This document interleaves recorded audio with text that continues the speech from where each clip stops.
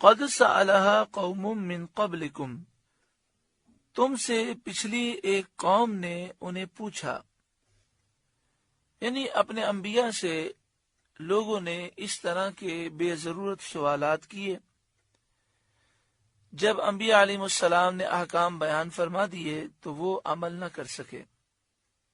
قد سألها قوم من قبلکم، تم سے پہلے ایک قوم نے انہیں پوچھا، ثم اصبحوا بها کافرین، پھر ان سے منکر ہو کر بیٹھ گئے۔ پہلے انہوں نے سوال کیا، جب سوال پر حکم آیا تو انہوں نے انکار کر دیا۔ یہاں پر ایک مسئلہ بہت ضروری ہے، وہ سمجھ لیں کہ جب قرآن مجید فرقان حمید نازل ہو رہا تھا، اس موقع پر صحابہ کرام کو حکم دیا گیا کہ جس کام کا، جس حکم کا بتانا ضروری ہوگا وہ آقا صلی اللہ علیہ وآلہ وسلم خود ہی بیان کر دیں گے، تم ان سے مت سوالات کرو۔ اگر سوال زیادہ کرو گے تو مشکل احکام نازل ہوں گے، تمہارے لیے وہ چیزیں ظاہر ہو جائیں گی جو تمہیں پھر ناگوار گزریں گی۔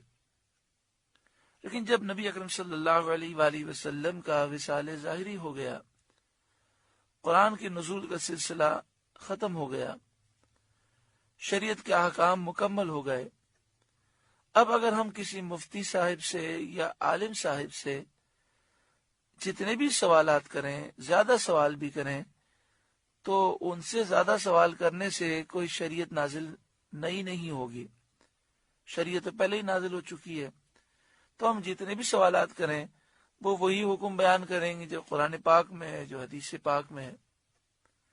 بعض لوگوں نے ان باتوں کا مطلب غلط لیا اور وہ کہتے ہیں کہ کسی عالم سے زیادہ سوال نہیں کرنا چاہیے، اگر زیادہ سوال کرو گے تو پھنسو گے۔ ہم نے کہا وہ کیسے پھنس جائیں گے؟ کیونکہ ہم جتنے بھی سوالات کریں وہ تو وہی حکم بیان کر سکتے ہیں جو شریعت میں حکم موجود ہے۔ نبی اکرم صلی اللہ علیہ وآلہ وسلم سے جب زیادہ سوالات کیے جاتے تو نئے احکام نازل ہو جاتے تھے، اور یہاں تو ایسا نہیں ہے۔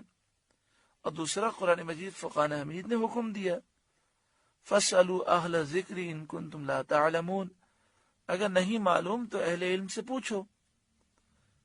اور نبی اکرم صلی اللہ علیہ وآلہ وسلم نے بھی ہمیں پوچھنے کا حکم دیا کہ اہل علم سے پوچھو۔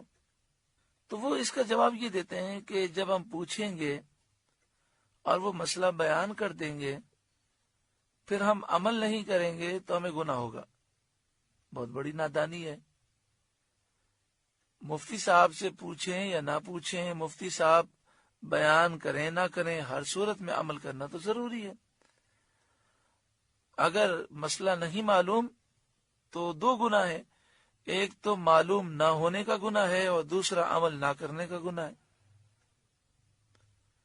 تو اس لیے اس طرح کی سوچ دل میں ہرگز نہیں ہونی چاہیے۔ دوسرے بعض لوگ یہ بھی سوچ بنا لیتے ہیں کہ ہم مفتی سے سوال ادھورا پوچھ لیں اور مفتی کہہ دے کہ یہ کام کرنا جائز ہے، اب ہماری جان چھوٹ گئی، کل بروز قیامت مفتی پکڑا جائے گا۔ بس سیدھی سی بات ہے، جب آپ صحیح طور پر سوال نہیں پوچھیں گے تو پھر اس صورت میں آپ کو مسئلہ تو صحیح معلوم نہیں ہوگا۔ مثلا کوئی شخص جا کر مفتی صاحب سے کہے کہ ایک شخص نے اپنی بیوی کو ایک طلاق دی، بتائیے کیا حکم ہے؟ تو مفتی صاحب یہی کہیں گے ایک طلاق کا حکم یہ ہے کہ اس نے جب یہ کہا کہ میں تجھے طلاق دیتا ہوں تو یہ طلاق رجعی ہے، اور چونکہ ایک طلاق دی ہے تو عدت میں وہ رجوع کر سکتا ہے۔ اب اگر اس نے 3 طلاقیں دی ہیں اور مسئلہ ادھورا بیان کیا یا غلط بیان کیا تو اس سے مفتی کے کہنے سے جان نہیں چھوٹے گی، بلکہ جو شریعت کا حکم ہے وہ تو لاگو ہے اور ہمیں اس پر عمل کرنا ہے۔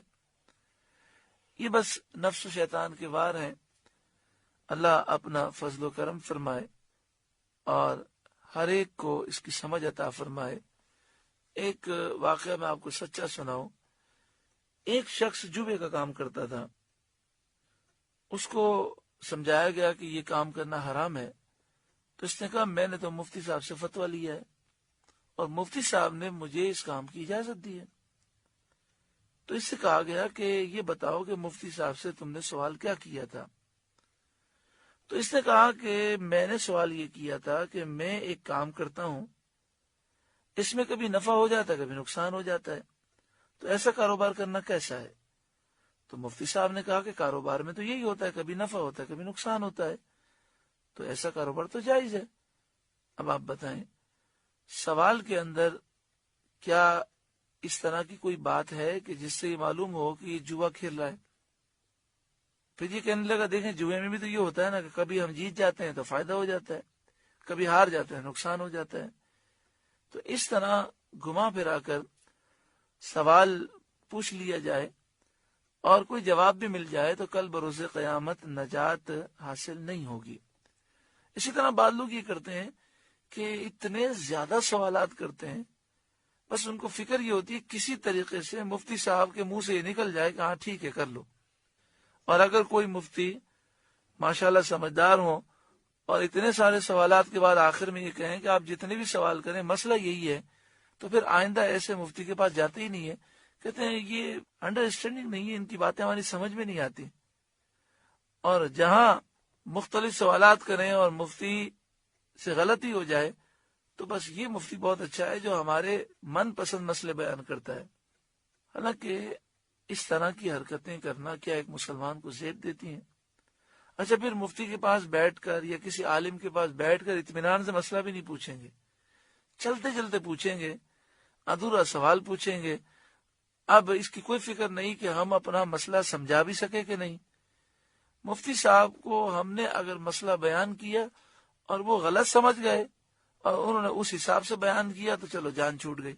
حالانکہ انسان کو فکر کرنی چاہیے، چلتے چلتے مسئلہ پوچھنے کے بجائے اطمینان سے بیٹھ کر وہ اپنا پورا مسئلہ بیان کرے، اور اس کے بعد اس کو یہ فکر ہونی چاہیے کہ ایسا نہ ہو کہ مجھ سے سوال میں غلطی ہو گئی، میں سمجھانے میں ناکام رہا، تو اس وجہ سے حرام تو حلال نہ ہوگا اور سارا گناہ میرے اوپر ہوگا۔